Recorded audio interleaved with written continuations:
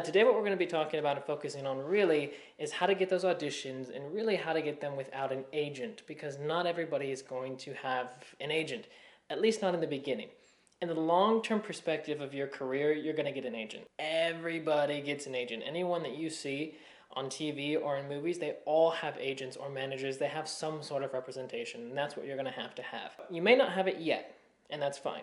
But at some point, that's what you're going to want to get. So that's what we're going to be talking about today, is how to do it beforehand. Before you ever have the agent, what can you do? Because a lot of you maybe want to test this out and find out, okay, well, how can I submit myself for projects? What can I do? One of the big myths that I want to first get out of the way is that some people think that it's super easy to just get these big auditions by themselves, to get either Netflix auditions, Disney auditions, Marvel auditions, or whatever. I'll have people that will ask me, either email me or ask me in the comment section of YouTube and ask me saying, well, how do I talk to Netflix? How do I call Netflix up so I can get an audition? That's not how it works. Netflix doesn't just have a phone number for you to call. They say, hey, call whenever you want to see when we have auditions. It's not how it works. Usually when you're going to get these auditions, they're going to either be open casting calls because they're going to be big projects. If they're on Netflix or Disney or Marvel, there'll be open casting calls. But there's going to be platforms where you can find these auditions, and that's what I'm going to help you guys with. But first, we have to start at the beginning of this video. There's going to be 3 steps in here to help you when you're just starting out by yourself and you don't have an agent yet. So with that being said, we're going to start with number 1. Number 1, you're going to have to get headshots. That's what you're going to have no matter if you have an agent or not. You have to have headshots. These platforms that we're going to be talking about, you're going to submit yourself. So there will be projects that people will post, and you're going to have to send a photo of yourself in along with your resume about you wanting to audition for the project. You're basically sending in an application, and they get to accept you to come into the room and meet with them and audition with a scene. That is how this process works. You have to have a headshot. A headshot is literally how it sounds. It's just a picture of you. It's a picture of you from about here and about this wide. So you get some of your shoulders in there and you're about chest up. You're not getting your whole body in a headshot. I've been going through the past 50 years or so of headshots just so you guys can get all the information you need on how to get the best headshot possible. And comparing it with things that are working, comparing it with my headshot and other people's headshots, and really finding what it is that's working, that people have been doing, and what they have done for the last 50 years and which headshots have been successful. You guys will find that in a later video that we'll be talking about, but for this one, you're just focused on, you're going to have a headshot at some point. That's what you submit. Because when you're submitting yourself for a project for an acting role, you're going to have to, 1, be able to act, do the part, speak the lines, but you also have to look the part. So if they want someone with blue eyes and long black hair, well, they're going to want to see a photo of you and see if you match that description. If you have blonde hair and blue eyes, you might not be what they're looking for, so they want to see a picture of you ahead of time. If you don't have a picture, you're never going to get called in for these auditions. When you're on these platforms and you're being submitted for projects, you have to have a headshot, and you need to have a good headshot at that. But again, there will be a future video on how to get the specifics of that. The first thing you need to know is that you're going to have to get a headshot at some point in time. When you get an agent, you will need a headshot. Your agent is going to use that headshot and submit you for projects. So you're always going to need to have a good headshot. So that's the first thing to realize. So after you've gone through and you've watched part 1 of the videos talking about getting the experience, trying it out, knowing if you can be in this industry, you got to get those headshots out, because the headshots is what you're going to use to submit yourself for projects to hopefully act in. If you don't have that, you can't be in projects. Point number 2, this is what's really going to be helping you guys get more auditions. So people always ask me, they're saying, okay, well, how can I get more auditions? They may get, some people get 1 audition a week, some people maybe it's 1 a month, some people it's 1 every 2 months. It depends on the person. It really depends on how good their agent is, how much they're submitting maybe themselves for projects if they don't have an agent, how their headshot is, how they interact with people, the impressions they make. There's a lot of different stepping stones along the way to see how they do. But ultimately, if you want to know, you're just starting out and you're wanting to know how you can get more auditions, whether that be for commercials or be for movies or TV shows or short film projects, if you want to have more audition possibilities, you have to build up your talent list. You have to build up your skills of what you can do. So it's great if you're just an actor, if you can act. That's fantastic. But if you're only an actor, if all you can do is act, it limits you to certain projects. So for example, what I mean by this is, say there's a project that's going to be going on with Netflix. And what they need is 10 skateboarders, because it's going to be a whole show about skateboarders. It's going to be a series on skateboarders, and they need 10 characters in total. Maybe they'll have 4 or 5 main characters, and then maybe they'll have some other 5 for, smaller characters. You want to be a part of that project. If you can't skateboard, it's going to be very hard to be a part of that project. It's going to want people who skateboard, who can be on a board while they're working. And now you may think, oh, well, I can learn how to skateboard. That's fine. I can do that. I'll learn if I get booked for the part. That's great. That's a great attitude to have, a great way to think about it. But they want people who can already go and do the work. They want people who can show up on the set and have a relatively good idea of how to stand on a skateboard and not fall, and they're not going to hurt themselves, and they're not going to have to teach them a lot. If you have more skills, you have more possibilities to audition for projects, especially when it comes to commercials. Commercials love people who have a ton of different talents. If you can do music, that's a huge thing. If you can play an instrument, that opens you up to so many more new projects. Not only can you just play a normal, regular person, but you can also play people if they're looking for someone who can play an instrument.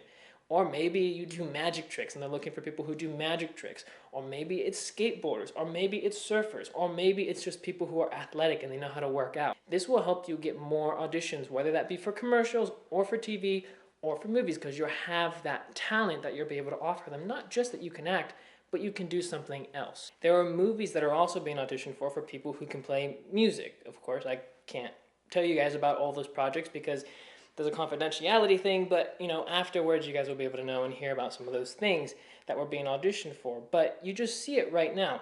Music is really starting to go on an incline. So if you can build your skills on being able to do music, you're going to open yourself to a whole new possibility of roles that are open for you. Are you going to book the roles? You never know. Maybe you will, maybe you won't. You never know. But if you want the possibility, if you want the option to at least try, you have to work on it. You have to work on your music skills. Okay, now you guys are all probably wondering, what are the sites that you can use in order to self-submit? So you don't have an agent. That's okay. Eventually, though, you will want to get an agent. And these sites that you're going to be hearing about, your agent is going to want you to create them at some point anyways, because you're going to link up your accounts with your agent's account, and then they're able to submit you for projects that you can't see.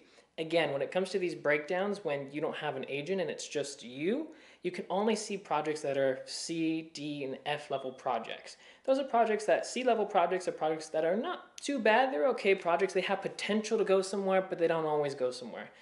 D level projects and F level projects, those are more student film projects or first time filmmakers really just trying it out on a very low budget. They don't have a name behind themselves. They don't have good maybe actors or crew members they're working with. They're really just starting out. Now, if you want to have the option of having A and B level projects, you can't see these options, but your agent is able to see these options, and that's what they can submit you for in most cases. Now, there are those cases, though, when there's open call submissions where you can actually submit for yourself and you don't need an agent. You can actually go and submit yourself for a Netflix project if they have it open to the public to audition for, as long as they're on these platforms. You're going to hear these platforms. These are going to be some of the biggest platforms that all actors will use. And if they do have open calls for, say, Disney or Marvel or Netflix or any other big movie coming out, these are the places where you will be able to find them for open call submissions. Again, they don't always come around, these A and B level projects that you can just personally audition for. But they do happen. And if you do get the option to audition for them, it can help you if you get lucky, and then it can boost your career up forward very quickly. But if you have an agent, they get to see it all the time. If you have it, you only get to see it every blue moon when they post something public for people to audition for. Now, one of these platforms is going to be Actors Access. This is one of the big ones that actors use all the time. Now, with these platforms, you're going to notice that they do charge a little bit of money for certain expenses and certain things. I'm actually going to post some of it up on the screen right here so you can see it. That way I'm not boring you guys by just talking about it, but you see some of the facts. Actors Access is one of the big ones that actors use all the time. These are going to be sites that have been vetted. People have used them. I use them. These are okay sites to use. It's not like you're going somewhere off of Craigslist to find these auditions. These are going to be actual auditions that platforms that I've used and other people have used. Platform number 2 is going to be Casting Frontier. People use this one again all the time. So you'll find some of them may be better for you. Some of them may not be better for you. Or maybe you're trying to plan things out and you're saying, hey, I'm going to be coming out to LA in a year. You're like, okay, financially I can't afford to come out to LA now, but next year I'm going to come out. I have it all planned out and then you know which platforms you're going to use, which ones might be best for you. So Casting Frontier is another one of those great platforms. Okay, so the next one that we're going to be talking about is casting networks. This again, it's one of those big ones. These are the big three that pretty much every actor uses. If you're going to want to find those auditions that you can self-submit for, these are the platforms that you're going to use, especially if you want to have those open call opportunities. Usually with these open calls, you may find them on every platform, but some of them maybe you'll only find on one platform. So if you have all three of them, you have the opportunity to maybe you miss it on one platform, but you're going to find that open call on another platform. Now, I'll say this, these are not the only platforms you can use. There are other platforms that people have created. Not as popular as these ones, though. These ones are the three big ones. These are the three main ones. Are these the only ones? No, you can find other ones. I have vetted these ones, so I've gone through and I've used these ones, and you can also. I have not vetted any other small new site coming out. So if you find those ones, you want to be careful. You want to also judge how much money you're going to spend. Is it better to spend money on these smaller ones that maybe no one's really heard of? Or is it better to spend your money on the big ones that people have heard of? It's your job to decide. You guys can go through the details and find which one maybe suits you best. Maybe one is more cost effective than another. Maybe you want to do all three, maybe just two, maybe just one. Maybe you're just going to plan it out for a year's head, or maybe this is just something good for you to know right now, and then you can decide later on in the future. Again, an agent is going to be your ultimate goal. Eventually you're going to go and you're going to try and get an agent. But before then, if you don't have an agent, it's okay. But you're going to probably want to do self-submissions, and this is the way to go. Again, I personally like agents better because you can have more opportunities to audition for A and B level projects. They get more options. So again, I like agents a little bit better because you have more opportunities. But now, maybe you want to do both. Maybe you want to have an agent, they can submit you for projects, but then you also have these platforms that you can submit yourself to. So maybe there'll be a project that your agent doesn't think you're right for. It happens.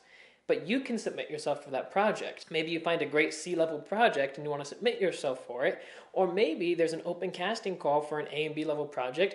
Maybe the agent misses it. Maybe they don't think you're right for it, and you submit yourself for it, and then you can possibly get an audition. So it does increase your chance if you can submit for yourself and your agent also can submit for you.